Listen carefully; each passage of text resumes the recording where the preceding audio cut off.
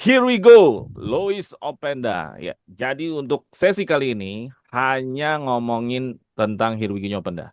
Gua rasa nggak telat ya kita ngomongin Openda karena baru kemarin-kemarin masih anget dan lagi pula Juventus juga lagi pada internasional semua, tugas internasional. Jadi gua rasa ini saat yang tepat untuk bicara Openda karena belum kemarin nih. Kemarin kan baru kita ngomongin The Mercato, baru ngomongin Zegrova. Nah, hari ini kita khusus bicara tentang Openda. Gua Jackie yang kali ini jadi host, kemarin-kemarin yang jadi pembicara terus, tapi kali ini gue yang jadi host biar teman-teman gue aja yang ngomong tentang Openda nih. Ya, ada yang pakai baju hitam dengan siapa? Halo, gua Genta Juventini dari Kosovo. Yoi, Kosovo. Lebih Garis gedean berat, Duren Sawit. garis berat, garis keras, Lebih garis gede keras. kecamatan Duren Sawit daripada negara Kosovo. Oke, yang pakai jersey Juve dengan siapa? Halo, Assalamualaikum. Gue Pondra, Juventini dari Belgia. Oke, tetangganya Openda nih gua rasa nih ya. Belgium. Oke, bicara tentang Openda ini sebenarnya bukan rumor yang sudah diangetin dari awal-awal musim, sorry, awal-awal Mercato atau pertengahan Mercato. Bahkan di akhir Mercato namanya juga masih senyap. Karena memang sebenarnya kita itu mengincarnya Randal Kolo Muani. Sampai beritanya tiap hari dikit lagi, udah pasti pemainnya mau. PSG-nya tinggal nunggu PSG. Pokoknya beritanya kayaknya udah yakin banget nih bakal Kolo Muani. Tapi apa yang terjadi? Sampai di hari deadline day atau hari terakhir Mercato, PSG-nya masih keras banget kayaknya. Padahal dia orang kaya ya, tapi kok pelit banget ya. Kan klub kaya harusnya mah nggak pelit ya. Dia nggak mau juga tetap. Malah sempat-sempat beberapa hari sebelum deadline day, PSG-nya tuh naikin harga. Tahu-taunya pokoknya Juve cuma minta 50 juta euro, entah itu pinjam dulu 10, lunasin 40, bagaimana skemanya. Intinya PSG-nya tetap nggak mau. Ya sudah, akhirnya Juventus beralih ke satu nama ini yang kita bahas yaitu Openda. Tapi anehnya lagi, ironisnya, jam 3 pagi PSG masih nelponin Juventus. Ya udah dah, jadi aja dah. Ya, lu bro, udah telat. Jadinya nggak jadi. Nah, jadi sebelum kita mau ngomongin Open Dart secara profil, apakah ini pemain yang dibutuhkan oleh Juventus, secara statistik bagaimana kemampuannya dia, kita pengen ngomongin drama ini dulu nih. Kita ngomongin dramanya dulu nggak apa-apa ya, sebelum masuk ke statistiknya ya, Pondra, Genta ya. Mangga dong. Oke, jadi kalau lu sendiri melihat dramanya ini gimana sih? Apakah ini sebuah drama yang mengejutkan buat lu atau mungkin bisa saja dari awal lu sebenarnya nggak yakin nggak kayaknya RKM ini bisa jadi? Itu yang pertama ya. Langsung aja. Pertanyaan kedua adalah, gua ada tiga pertanyaan untuk masalah drama ini. Nggak apa-apa, langsung lu jawab semuanya nanti. Pertanyaan kedua adalah, apakah Openda ini sudah plan B? Tapi kitanya aja yang nggak tahu. Kalau lu perhatikan, kalau lu baca nih, apakah ini plan B atau sebenarnya panic buying? Atau pembelian yang panik karena ya RKM-nya nggak dapet, kita juga nggak mungkin ngandelin Dusan doang atau ngandelin David, kita butuh striker lagi, ya udah akhirnya ada Openda nih kayaknya ya udahlah kita sikat. Apakah itu termasuk panik buying? Apakah plan B yang sudah dirahasiakan atau tidak terdeteksi banget banget sama sama jurnalis? Terus yang terakhir, pertanyaan terakhir adalah kalau misalkan pergantian dari LKM Openda, sekilas lu melihatnya gimana? Apakah kualitasnya terlalu jauh sebelum nanti kita bicara detail kualitasnya? Secara general aja, menurut lu kualitasnya apakah terlalu jauh dari LKM, ataukah di atas LKM, ataukah setara LKM? Secara general aja nanti untuk pertanyaan terakhir. Silakan buat Bung Paundra dulu. Bagaimana tentang drama? Terus apakah ini panik buying dan secara kualitas generalnya gimana? Silakan. Ya, mantap ini ya. Tiba-tiba Openda out of radar nih ya. Out of nowhere, Iya. toto, here we go. Dan akhirnya Kolomuani gagal datang ya. Jadi kalau gue sih sebenarnya gue memberikan apresiasi buat Damian Komoli ya. Karena dia tidak memaksakan untuk mendatangkan Kolomuani. Karena memang negosiasinya sangat alot kan. PSG benar-benar nggak mau turun tuh. Kekeh banget di harga 60 juta. Dan nggak boleh dipinjam. Kalau dipinjam harus obligation to buy. Nah, Juve tuh nggak mau gitu. Juve maunya kalau harga segitu tuh option. Kita lihat dulu bagaimana nih kalau Muani penampilannya selama satu musim, meyakinkan atau tidak. Kemarin setengah musim sebenarnya sudah cukup meyakinkan, tapi di musim di kita kan nggak tahu ya musim berikutnya tuh seperti apa gitu. Hmm. Dan Tudor sendiri kan ini ibarat kata pelatih yang benar-benar baru mulai lagi di awal musim kan. Kalau kemarin Tudor kan caretaker hitungannya. Nah, ini yang Juve menurut gua masih masih coba lihat-lihat dulu gitu dan memang transfer ini tuh benar berlangsung tuh pelan sekali ya, pelan-pelan gitu. Jadi kalau Muaninya juga apalagi udah pengen banget pindah ke Juventus. Jadi Juve tuh kayak ada berada di atas angin sebenarnya. Tapi yang menarik adalah PSG-nya tetap ngotot, dia nggak mau ngelepas itu. Dan akhirnya ketika PSG nawar skema pinjaman tuh ya jam 3 pagi tuh kan, ternyata Juve sudah move on. Ya Udah udahlah deal. kita take it or leave it aja ya, kita take it or leave it aja. Silakan kita nggak jadi ambil RKM, kita sekarang dapat Openda. Jadi menandakan bahwa PSG ini ya cuman gertak sambal doang gitu, soal jual mahal. Ternyata lu ujung-ujungnya mau-mau juga, dan ternyata dipinjemin ke Tottenham pun juga dry loan kan, nggak ada option, nggak ada obligation to buy. Artinya gue senang melihat ketegasan Komoli bahwa kita tidak mau disetir sama klub lain. Jadi kalau emang nggak mau, ya udah gitu, selesai. Kita bisa cari yang lain, striker kayak Kolomuani itu banyak gitu. Nah, kalau bicara plan B, menurut gue plan B ini udah pasti ada. Tapi memang plan B-nya bisa jadi belum tentu Openda. Karena RKM ini kan dari awal ini kan sudah diplot untuk menggantikan Vlahovic kan. Ketika Vlahovic keluar, sebelum Vlahovic keluar kita udah dapat Jonathan David, kemudian bisa nanti bergantian sama Kolomuani gitu. Vlahovic keluar diganti sama Kolomuani. Nah, masalahnya Vlahovic juga sampai akhir kan nggak out nih, masih ada di Juve aja nih Iya. sampai sekarang, dan akhirnya Ya biar perpanjang kita lagi. terus bahas. Masih Vlahovic. satu musim, ya masih satu musim lagi nih. Dan ya ternyata setelah melihat Vlahovic juga mencetak 2 gol gitu kan, mungkin ada perubahan dari manajemen. Oke lah, kayaknya dia bisa nih jadi pelatihnya Jonathan David. Ya udah, kita mencari striker yang tidak perlu Kolomuani lagi gitu, karena striker ujung tombaknya kan udah ada David sama Vlahovic kan. Kita nyari striker yang bisa bermain di belakang striker gitu, bisa di second second striker kan. Nah, Openda ternyata yang muncul. Jadi kalau gue bilangnya sih sebenarnya ini bukan panik buying ya. Kalau panik buying tuh benar-benar lu udah nggak punya stok lagi, kita harus cari striker nih gitu. Kalau ini kan nggak, kita punya Vlahovic, kita punya Jonathan David, meskipun nama Opendanya tiba-tiba muncul belakangan gitu. Ya bisa, mungkin ada sebagian orang bilang ini panik buying lah ya, karena tiba-tiba Openda muncul ya. Tapi kalau kalau menurut gue sih ini udah ada plannya. Kalau gue yakin gitu, ketika kalau Muani nggak dapat, Vlahovic pun juga nggak jadi out, nah maka sudah ada plan B yang menurut gue sudah disiapkan sama si Komoli gitu. Nah, Openda kalau ini beli atau gimana sih? pinjam dulu, obligation tapi nanti obligation to buy. Oke, wajib sip. beli, Obligation wajib to Lanjut, buy. bayar. Dan secara apa namanya, kualitas sih sebenarnya berbeda ya dengan antara Kolomuani dengan Openda. Mungkin nanti kita bahas detailnya gitu. Tapi secara karakteristik ini jauh berbeda. Openda itu biasa Betul. bermain di belakang striker, kalau Kolomuani kan di depan, memang ujung tombak. Tapi dari sisi ekonomis pun juga ya kita lebih ekonomis ya, dapat Openda itu dengan harga 40 juta, relatif lebih murah 20 juta Ya dari nanti kalau Kolomuani. secara profil transfer di materi 2. Tapi gue menarik tadi pertanyaan lu bilang Juventus punya plan B kayaknya bukan Openda. Memang plan B-nya menurut lu Juventus siapa? Kira-kira lah, kira-kira. Itu yang kita nggak pernah tahu kan. Oh, Plan B-nya itu maksud gue adalah ketika kondisinya adalah ketika Kolomuani nggak bisa Vlahovic. Ketika Vlahovic nggak bisa out, maka Kolomuani kan ketahan nih. Kan lu syaratnya mesti jual Vlahovic dulu, baru RKM datang kan, supaya lu bisa punya 2 striker ujung tombak, David sama Kolomuani. Nah, masalahnya Vlahovic sendiri nggak out, makanya Juve juga nggak bisa ngebayar 60 juta yang dimauin sama si PSG. Kan itu sebenarnya ketahan di situ. Nah, Vlahovic yang nggak bisa out, RKM juga nggak bisa datang. Maka dari itu harus punya plan B dong. Nah, plan B-nya siapa ini? Entah itu Openda, entah itu siapa, striker like Rafael Struijk mungkin. Kita nggak pernah tahu jadi siapa. plan B yang Tapi lu maksud maksudnya plan adalah B-nya itu adalah sebuah skenario ya. ya skenario ketika Vlahovic yang nggak bisa out, RKM-nya tentu nggak bisa datang. Maka lo harus mencari striker yang lain kan. Oh, kirain plan B-nya gua kira lu udah punya nama bahwa plan B-nya harusnya si A nih, si pemain ini, bukan gitu Nggak yang ada, lu maksudnya. nggak. Opendanya kan juga kita nggak pernah dengar, Iya. nggak pernah muncul di radar Jadi yang lu jurnalis kan. maksud plan B ini adalah sebuah skenario ya. Skenario, menurut gue skenario gitu. Si Komoli sudah menyiapkan skenario. Cuman list namanya setelah Kolomuani nggak dapat, kemudian keduanya siapa, ketiganya siapa, kita nggak pernah tahu kan, nggak pernah keungkap ke publik. Malah cepet tadinya kan, enggak lah. Sebelumnya itu si Højlund kan sebenarnya. Højlund iya benar. Sempat jadi muncul kan Højlund setelah dari awal-awal sih. Iya, kalau Kolomuani nggak dapat mau ngincar Højlund katanya Malah gitu. gue mikirnya Lorenzo Luca tuh plan B-nya, tapi udah keburu diambil. Napoli. Retegui diambil Arab. Ya. Sebenarnya mungkin nama-nama gede tadinya. Iya. Ya, karena Juve-nya masih pede nungguin sampai terakhir. Tujuh. Itu doang. Ada lagi nggak sebelum gue lempar ke Genta untuk masalah dramanya aja? Cukup. Cukup ya. Oke, sebelum gue ke Genta, gue pengen ngajak teman-teman untuk gabung join membership. Terus yang kedua, kita sekarang ke depan mau naruh barcode kita supaya suara Juventus ini lebih cepat lagi kualitasnya bertambah, supaya kita lebih sering pakai studio. Makanya coba kontribusi teman-teman di barcode scan, nanti masuk ke akun Saweria, boleh sumbangsihnya di sana. Ya berapapun kita terima kasih. Pokoknya. Ya jadi kalau misalkan teman-teman terus nyumbang, kita bahkan nggak perlu online lagi, kita pakai studio terus dah, pokoknya janji deh. Asal teman-teman barcode dan support di Saweria. Oke, Genta silakan, di pertanyaannya masih sama, yaitu pertama, drama ini seperti apa yang lo lihat, terus yang kedua, apakah ini plan B Openda ini, terus secara kualitas secara general di bawah RKM setara, ataukah Openda ini di atas RKM? Silakan Genta.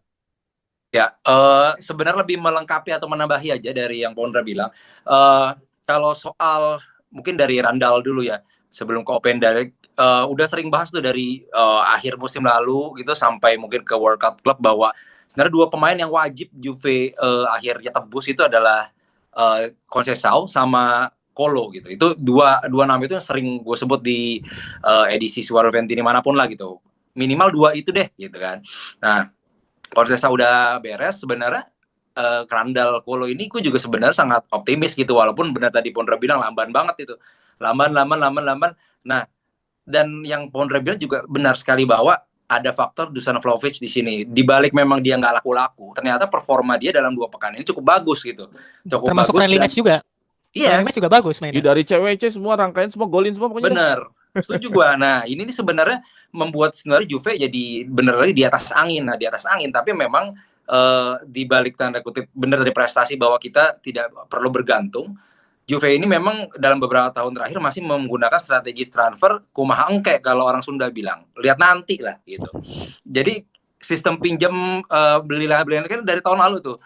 Itu akan emang sebenarnya menyulitkan Juve ketika di seperti ini gitu. Pemain yang Pas udah klop. jadi bagus, udah keburu bagus gitu ya. Iya, itu memang tapi memang kalau sebenarnya Vlahovic itu kejual, mungkin itu agak sedikit sebenarnya Memudahkan. memudahkan lah ya. Tapi karena Vlahovicnya kejual, benar-benar strategi kumaha engke itu dipakai gitu. Jadi tinggal ini nggak bisa ya udah si Penda dengan obligation to buy juga. Jadi ya memang sebenarnya yang penting musim ini kita bagus itu loh, kalau gue ngeliat ya. Jadi gue sebenarnya plan B ini nggak jelek banget juga Openda, walaupun gue masih sebatas YouTube ya nontonnya, tapi gue ngeliat tadi ya permainan memang beda dari Kolomuniani itu nanti kita bahas, tapi sebenarnya nggak pilihan yang jelek juga gitu. Nah Jadi tinggal menurut lo Juve Openda nanti. ini panik buying atau plan B?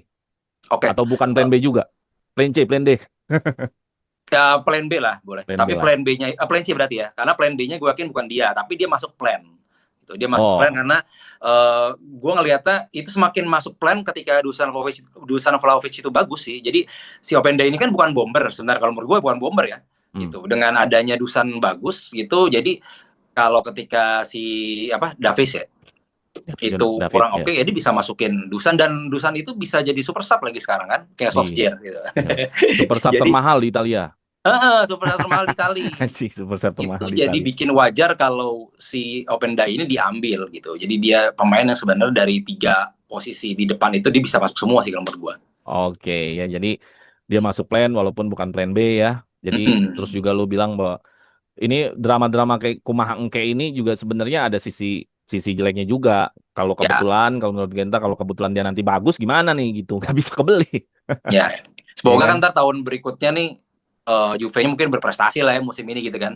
Jadi mungkin Iya. kayak cash-nya udah mulai ready lah dari Mei gitu misalnya. Oke, ya kita sudahi mengenai dramanya karena kita pengen mengenal lagi Openda lebih dalam. Untuk kali ini di materi keduanya adalah tentang transfernya Luis Openda, bahwa transfer Luis Openda di sini dia itu memang dipinjam dulu dengan biaya pinjaman yang cukup murah 3 juta euro. Tetapi ada kewajiban pembeli dengan syarat yang mudah sekitar 40 juta. Dengan 40 juta ini artinya Openda adalah pembelian termahal musim ini. Ya, Hmm. kalau nanti karena ada kewajiban pembeli, sudah pasti dibeli dong. Karena kan udah Ya, deal nih. Gitu loh. Dan kalau maninya langsung terbang tuh ke Spurs. Dan anehnya PSG mau cuma minjem doang ke Tottenham. Emang ngeselin kadang-kadang. udah gak dibutuhin banget ya sebenarnya dia. Iya, ya kan? Nah, jadi itu nilai transfernya. Mungkin nanti kita bicara nilai transfer. Poinnya adalah profilnya dia adalah striker dinamis ya. Lebih mobile, gesit, terus ya juga kadang-kadang bisa jadi target man. Kenapa? Karena sebelum kedatangan Sesko dan sebelum lagi datang ke Leipzig, masih di Lens di Liga Prancis, itu memang Openda itu striker. Golnya itu 20 gol di musim 22, 23, 23, 24. Cuman kebetulan di 24, 25 menurun nih. Jadi 9 gol ya. Mungkin ini harganya jadi bisa diskon kali ya. Terus eh memang karena ini sangat mendadak, makanya kita pengen kulik. Apakah kalau misal pertanyaannya gini, kan Juventus selalu nih mainnya 3-4-2-1. Nah, posisi idealnya tuh di mana tuh kalau di sistem 3-4-2-1 nih? Apakah memang mainnya sebagai striker utama, gantian sama Vlahovic, justru malah Davidnya yang di tempat lain? Atau menjadi, kan banyak juga netizen juga memprediksi akan pelapisnya Yildiz, apakah pelapisnya Chico bahkan? Ya kita bebas aja, kita boleh menilai apapun gitu loh. Terus bagaimana tentang produktivitas di musim kemarin yang sebenarnya dia main terus, dia nggak cedera. Cuman kenapa dia bisa menurun? Apakah ada kebosanan apa di Leipzig apa gimana? Apa yang lo lihat? Apakah itu akan terbawa nanti di sini produktivitasnya? Terus juga mengenai nilai transfernya yang tadi gue bilang 3 juta euro memang loannya sangat minimalis, tapi kita tebusnya 40 juta, sekalian lu nilai. Apakah itu value yang pas ataukah kayaknya kemahalan atau ya murah lah dengan dia UCL experience, peak perform juga, maksudnya usia peak ya 25 tahun. Itu harga yang malah bagus banget, murah kadang-kadang. Mungkin Leipzig kalau jual bisa 80 kayak Ekitike, bisa kayak Marmos 70, ya kan? Jadi ada 3 pertanyaan itu. Mungkin sekarang Genta dulu ya. Gimana untuk formasi dia main di mana kalau di sistem Tudor kali ini? Terus apakah kualitas dia, produktivitas khususnya ya kalau dia ini serang yang kemarin di Leipzig itu kayaknya nggak bakal ngaruh deh di Juve ini udah lembaran baru. Yang terakhir bagaimana lu melihat nilai transfernya? Silakan Genta. Oke. Kalau dari segi formasi sih Hmm. kelihatannya nih Igor Tudor tidak akan mengubah formasi winning timnya mereka gitu ya. Tetap Yildiz, uh, Davies, terus Chico. Nanti babak kedua Vlahovic gitu. Jadi sebenarnya kedatangan Openda ini menurut gua nggak akan merubah template itu ya, kecuali ada yang cedera gitu. Kayak Cop Miners gitu kan cedera, tiba-tiba nanti mungkin akan berubah. Tapi kalau di lini serang kalau gua sih nggak akan berubah. Nah, tinggal nanti ditaruh di mana. Feeling gue sih bakal di Chico gitu karena dia punya track record cedera juga. Tapi walaupun si siapa pemain Zegrova. Zegrova di posisi Chico, tapi kita lihat aja nih, kalau menurut gue memang antara tetap di Chico, di ganti-gantian tuh, Zegrova sama si Openda ini akan ganti-gantian di Chico dan juga di Yildiz. Udah pasti di situ dan tidak akan, menurut gue ya, tidak akan mengusik posisi center forward. Iya, gitu. Center forward bakal antara Davies atau Vlahovic, kecuali salah satu ada yang cedera gitu. Jadi di antara dua itulah gitu. Kalau track record kan Zegrova juga punya track record cedera mulu juga sebenarnya kan. Jadi sebenarnya numpuk pemain di sisi penyerang sayap nggak ada salahnya lah gitu karena memang posisi yang gampang banget dihajar lawan juga gitu kan posisi itu gitu. Jadi wajar aja lah. Nah, terus kalau untuk dulu pernah gacor 20-an gol di 2 musim sebelumnya. Musim kemarin cuma 9 gol tiba-tiba. Iya. Gue cuma memperhatikan beberapa match aja. Kalau menurut gue sih memang udah saatnya pindah aja sih. Gue jujur nggak. Mungkin nanti Ponder bisa tambahin soal kualitas kenapa secara taktikal atau apa. Kalau menurut gue memang nilainya turun segitu. Itu memang karena jumlah golnya udah nggak banyak dan emang udah harus pindah aja sih kata gue gitu. Karena kalau dia nggak pindah, udah pasti nilai kan turun jauh gitu. Si Leipzig udah mikir bahwa dan gue juga ini balik ke pertanyaan sebelumnya sebenarnya ini mungkin udah ada obrolan gitu bahwa sebenarnya ini bakal jadi plan C lah minimal. Jadi Leipzig akan udah siap-siap nih ngeluarin dia di detik akhir gitu. Jadi kalau kenapa lu bilang pindah, gue secara permainan gue jujur nggak ngikutin gitu. Tapi kalau dari segi logika aja memang cuman 9 gol gitu itu udah kayaknya sebenarnya dari Leipzig udah mikir ini terjadi ke akhir kalau ada yang serius pasti gue lepas. Gue mikirnya gitu sih. Iya. Terus untuk nilai transfernya lu seperti apa ngeliatnya? Halo tes. Aku berhenti sih. Oke. Kalau untuk nilainya 40 juta kita harus beli, kita harus tebus dengan pinjam doang 3 juta. Benar, gue setuju tadi Bro Delon bilang itu termasuk murah buat ukuran Openda. Tapi memang nih kita lihat sebenarnya kembali yang gue bilang tadi, strategi Juventus kan lihat nanti gitu. Ketika nauzubillah ini pemain zong, kita harus tebus misalnya 40, ya itu akan menjadi PR lagi di summer tahun depan gitu. Belum lagi misalnya nanti Piala Dunia ada pemain-pemain bagus yang Juve ngincar, itu udah makin pusing sih gitu. Kita berharap cuma tinggal musim ini berprestasi aja, melangkah jauh di UCL gitu sehingga kita punya cash yang banyak gitu doang. Kalau dari harga sih gue oke lah 40 itu sebenarnya. Yang penting jangan pusing kan aja nanti di akhir gitu. Etiki temennya 80 juta tuh. Ya makanya. Temennya gitu, Sesko 70 jutaan kan Sesko temennya. Kan yang bikin sedikit deh gue sentuh dikit soal Dusan, maksudnya untuk Openda ini ketika misalnya nanti Dusan bagus kan juga kita bingung gitu. Mau perpanjang atau buang aja kayak Dybala. Nanti kan jadi pertimbangan juga sama Opendanya gitu. Gue belum tahu deh kalau musim ini tinggal berdua musim kalau ini Dusan aja itu Juve mau perpanjang selama gajinya turun, udah gitu doang. Kayaknya nggak akan sih. Kan cuma masalahnya dia nggak mau gajinya turun. Itu doang. Jadi bukan Juve-nya nggak mau, Juve-nya mau asal lu gajinya turun. Kan cuma itu doang dramanya cuma di situ. Kalau dia mau gaji turun mah kemarin juga udah perpanjang, udah nggak ada masalah sama Dusan sebenarnya. Kan cuma di Iya, situ aja udah. iya. Makanya nggak kayak menurut gue sih udah Openda ini kalau mudah-mudahan bagus, dia Juve konsen buat nebus dia, Dusan dilepas. Oke, thank you Genta ya. Jadi lu udah melihat bahwa Leipzig udah ngeliat kayaknya udah mulai makin menurun daripada menurun. Kalau ada yang mau, udah sikat aja lah tuh. Iya. Openda ya.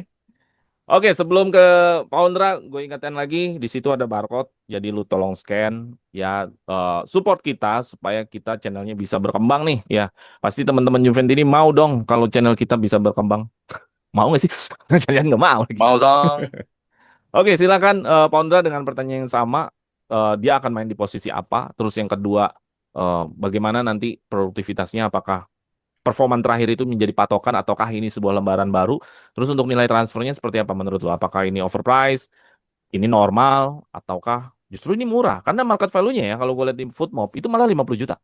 Terus kalau gue lihat dia Leipzig jual Marmos, jual Sesko, harganya gila-gila semua udah. Ya, silakan, Pondra. Oke, gue dari nilai transfernya dulu ya. Kalau gue ngelihat dari nilai transfernya ini, menurut gue ini harga yang normal ya, karena Leipzig 3 tahun yang lalu itu beli Openda itu juga seharga 40 jutaan, 43 sampai 45 lah, 43 46 juta. Awalnya 45 terus 43 terus add-on kan ada persyaratan yang terpenuhi akhirnya jadi 46. Kemudian dikontrak selama 5 tahun dan tentu sudah ada penyusutan segala macam. Kita beli di 2025 eh, dan kita beli di harga 40 juta euro obligation to buy plus peminjaman Loan ya.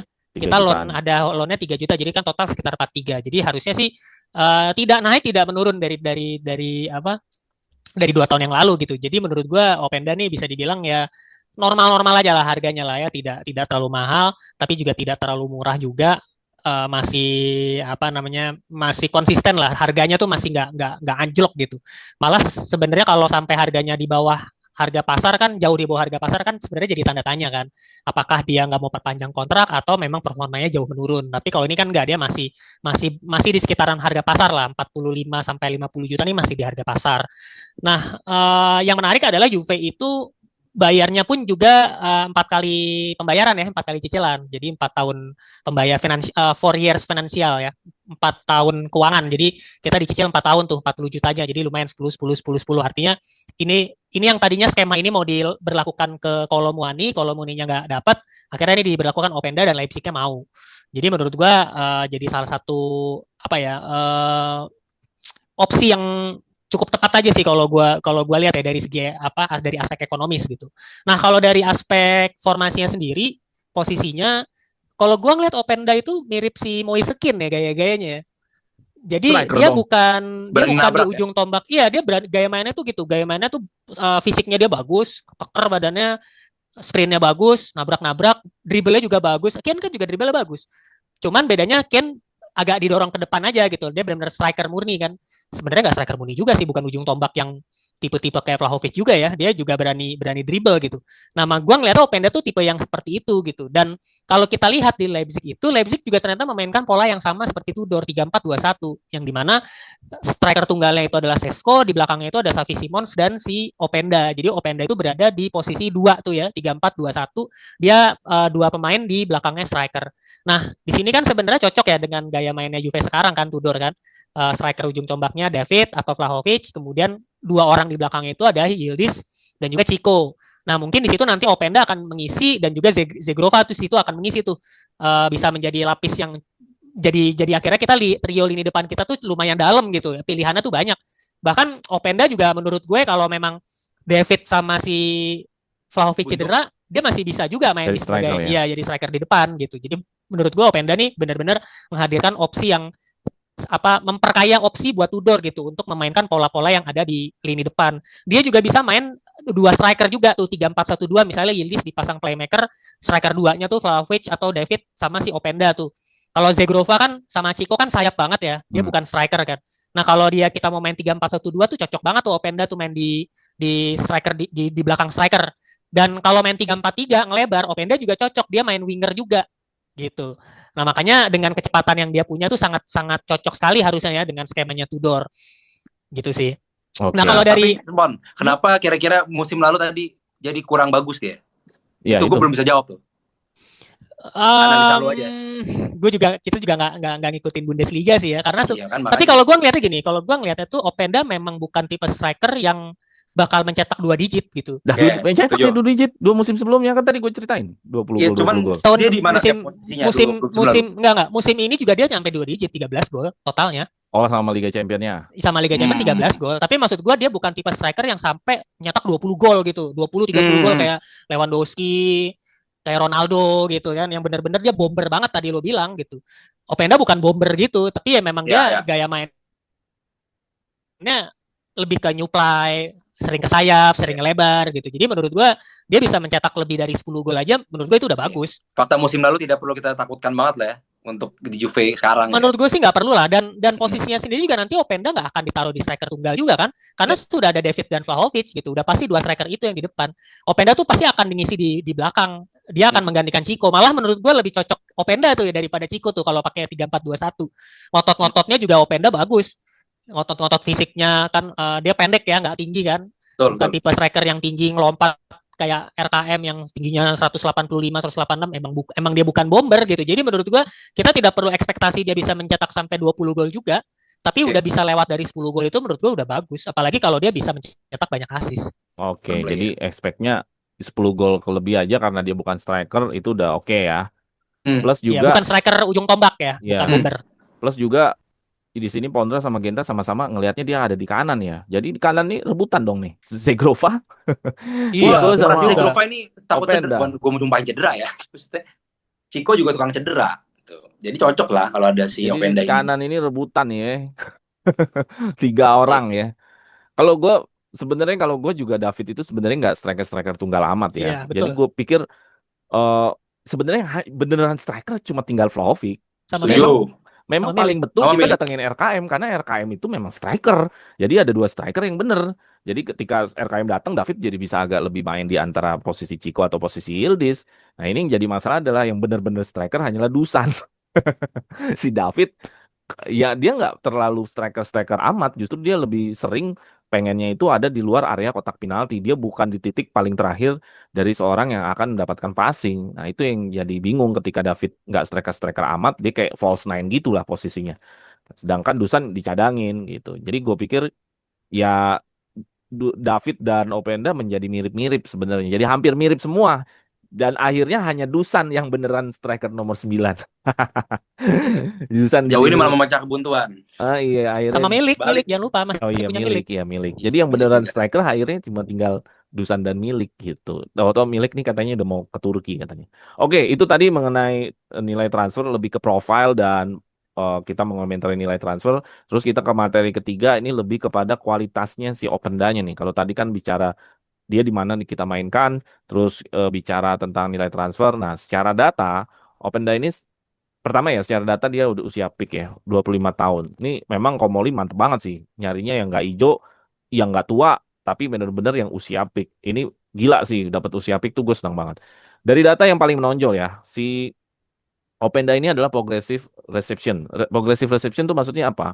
Openda tuh selalu bisa dapat bola di area final third sama area kotak penalti. Artinya apa? Artinya Openda itu bisa cari ruang. Karena lu nggak mungkin bisa dapat bola di final third atau area kotak penalti kalau lu nggak pinter cari ruang. Artinya lu sering gerak, sering off the ball-nya bagus. Terus ground duelnya bagus, sprintnya bagus. Terus kemampuan untuk main umpan panjang, artinya kalau dia dikasih long long ball dia bisa lari, dia bisa menang atas itu ya. Tapi ada kelemahannya juga. Dia kurang klinis ya. Untuk karena ini kan data paling terakhir, that's why dia golnya menurun. Terus untuk masalah build up, bermain build up, dia tidak terlalu bermain dalam sebuah sistem. Ini kalau di timnya Mota mungkin atau timnya Pep bukan orangnya nih. Bukan bermain yang pakai angka gitu. Maksudnya habis dari sini lu harus passing ke sini, habis dari sini passing ini Openda nggak bisa gitu. Ini cocoknya mungkin di Ancelotti nih, dikasih kreativitas. Ya udah bebas aja.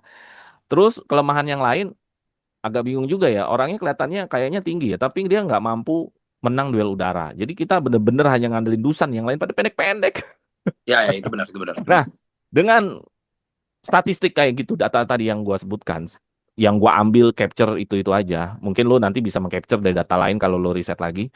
Nah, bagaimana lo melihat keunggulan data dari si Openda ini untuk Juventus nanti?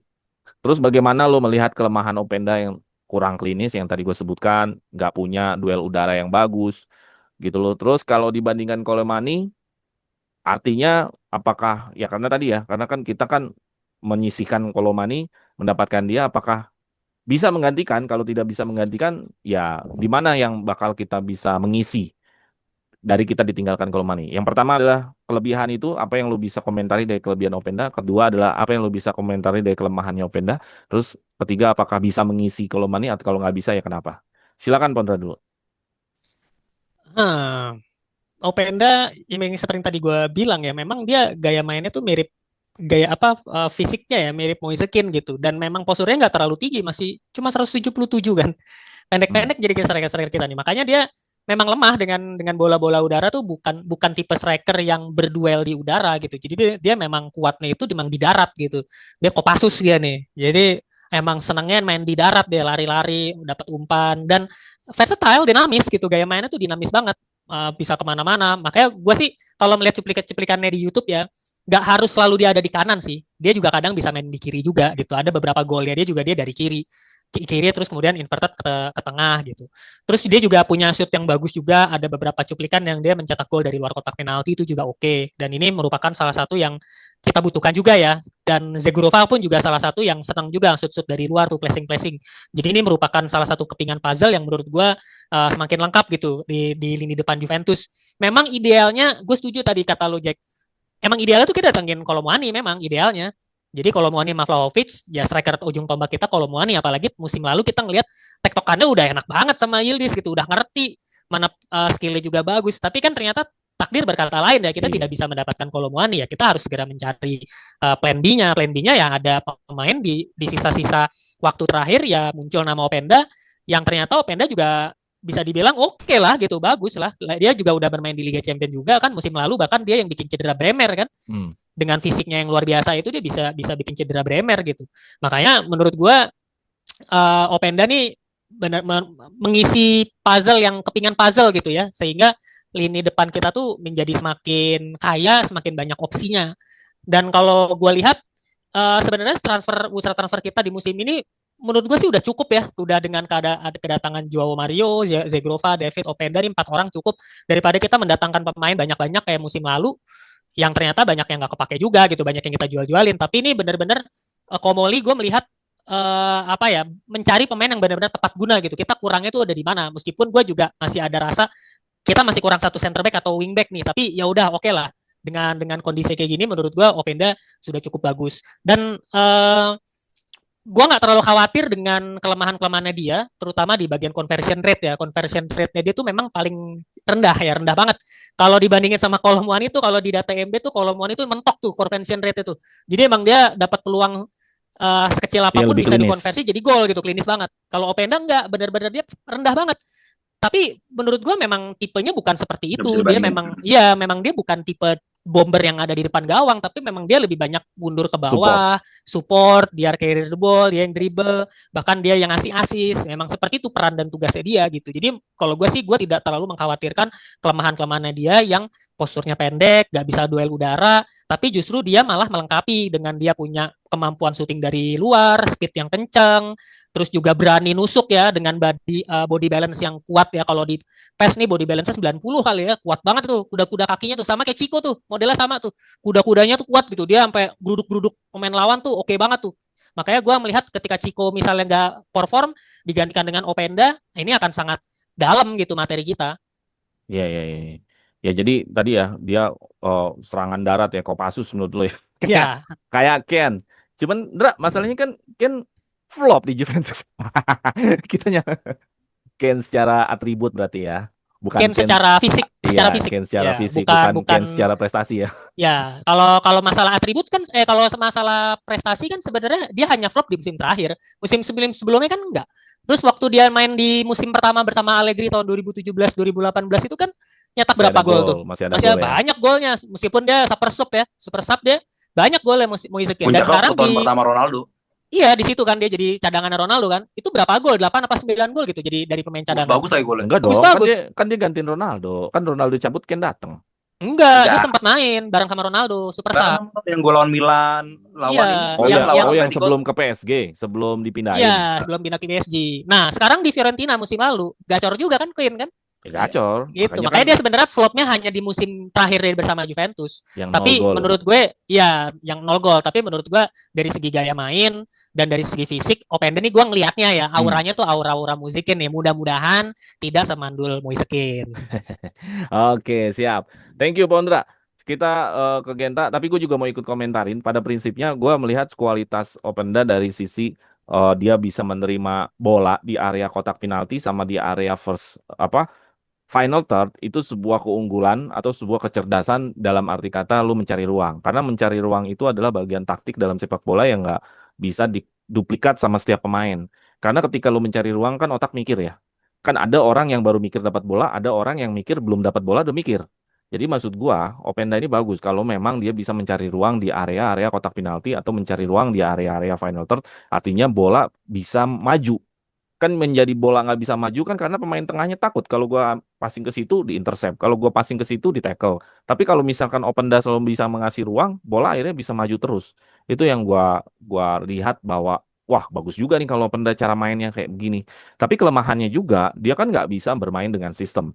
Gua nggak tahu apakah Tudor dalam men-set counter attack itunya by system.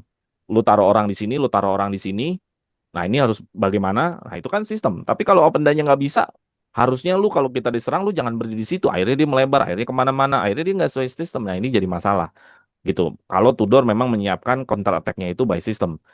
Jadi itu doang aja dua hal yang memang gua rasa dari sisi keunggulan orang yang bisa dapat ruang itu adalah pemain nggak bisa di pemain biasa, pasti pemain bagus. Kalau di Jerman kan ada yang paling bagus banget adalah Muller ya, Thomas Mullernya Munchen yang udah pensiun kan sampai dibilang dia masternya dalam mencari ruang. Apa sih sebutannya itu di bahasa Jerman? Raumdeter apa sih? Apa sih? Ya pokoknya adalah itulah. Adalah pokoknya istilah di Jerman ya.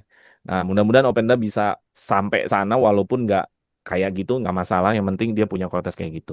Nah, silakan Genta, gimana tentang kualitasnya Openda tadi? Pertama dari kelebihan, kelemahan, dan eh, apakah ini melengkapi dari apa yang sudah ada? Iya, melengkapi saudara tuh gue melengkapi tanggapan dari kalian berdua nih. Emang gue ngambil intisarinya. Misalnya kayak tadi Bro Jeki bilang Openda ini ada Federico Chiesa juga. Dia bisa cari ruang di mana di final third itu kan susah. Kadang-kadang orang harus punya keberanian buat dia berani ambil sudut sempit, dia shoot dari sudut sempit dan kengototannya juga ada. Pokoknya keberanian dia sih gue lihat ada Chiesa-nya juga gitu. Dan ada ngototnya dari musikinnya juga. Nah, memang sayang kalau dia nanti ujung-ujungnya tiba-tiba misal ada cedera atau apa harus bermain di striker. Jadi emang harus kita optimalisasi dia di second line sih, gitu di second line. Dan kalau soal kelemahan tadi gue juga setuju, kayak gue belum bisa menilai nanti soal kelemahan kalau dari kita bandingin di klub sebelumnya. Tapi gue setuju dengan taktikalnya. Mungkin kalau memang pelatih kita yang nanti nggak bisa untuk memanfaatkan Openda ini gitu, ya itu menjadi sayang, itu akan jadi kelemahan gitu. Jadi mungkin kayak Nico Gonzalez lah, maksudnya Nico Gonzalez itu sebenarnya di selain memang cedera mulu ya, maksudnya di Mota juga kayak nggak bisa optimalin, Motanya di Tudor juga nggak bisa optimalin, padahal menurut gue pemain bagus gitu. Nah jadi ada nggak tahu nanti Diego Simeone gimana, mungkin bisa bagus gitu kan sama Simeone. Nah jadi mungkin faktor kelemahan bisa dilihat nanti dari pelatih kita juga. Gitu. Kalau pelatih kitanya nggak bisa meracik, apa itu bakal jadi the next Nico Gonzalez lagi. Itu sih kalau bandingin sama Kolo Muani, ya emang menurut gue sih nggak apple to apple lah. Cuman kita udah bahas tadi di awal secara posisi dia ada tempat lah si Openda ini. Dan mungkin malah bisa dibilang kalaupun dia main di babak kedua di menit 60 gitu mungkin udah bisa masuk sih. Gitu. Nggak perlu kayak yang 10 menit terakhir gitu. Oke, gue jadi menarik tadi lu bilang bahwa nanti tergantung Tudornya nih, mampu nggak? Mampu nggak? Apa memanfaatkan kemampuan dari Openda gitu kan? Karena menurut gue ini 2 match pertama Juve ini gue berani bilang perfect sih. Perfect dalam segi taktikal. Ya Tudor kan emang lawannya begitu. Gue ngerti, cuman maksudnya dia secara pengambilan keputusan jadi, itu udah kayak ST zaman oke lah gitu maksudnya. Jadi tapi kita jangan pernah bilang lagi bahwa lawan. Ya, itu tadi. Tapi sebelum gua tutup, overall bagaimana lu cuma cukup jawab optimis dengan Openda biasa aja atau pesimis atau apatis atau apa? Kalau Pondra gimana? Overall? Insya Allah optimis lah. Optimis. Oke, kalau Tidak, Genta, kita tidak perlu memasang ekspektasi yang terlalu tinggi, tapi optimis dia bisa berkontribusi. oke, kalau Genta Ya sejauh ini karena belum bisa dibuktikan, optimis dulu lah kita. optimis Optimis dulu. dulu aja. Oke, ya teman-teman itu tadi mengenai Openda. Jadi Here We Go-nya Openda kita bahas semuanya dari sisi dramanya, dia bisa didatangkan dari sisi profilnya, dari sisi kemampuannya. Mudah-mudahan bisa melengkapi semua informasi yang teman-teman butuhkan.